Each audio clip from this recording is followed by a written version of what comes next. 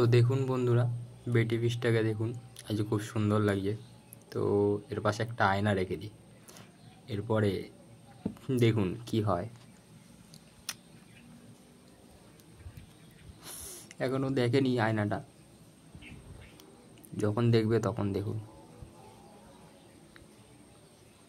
এই দেখুন বন্ধুরা, দেখেছেন? এর চমকটাই আলাদা। তো দেখতেই পাচ্ছেন কত সুন্দর জিনিসটা। আয়না দেখলে নিজেকে এরকমই করে দেয়, কারণ এর স্বভাবটাই হচ্ছে মারকুটে স্বভাব।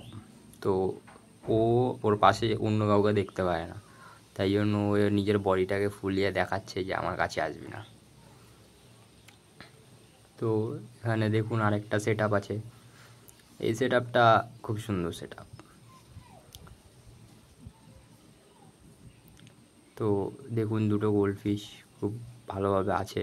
এর ভিতরে দুটো চেরি শ্রিম্পসও আছে, আর গাপ্পি আছে দুটো। চেরি শ্রিম্পস আপাতত দেখাতে পারছি না, কারণ ও ফিল্টারে কোনার ওই দিকে থাকে।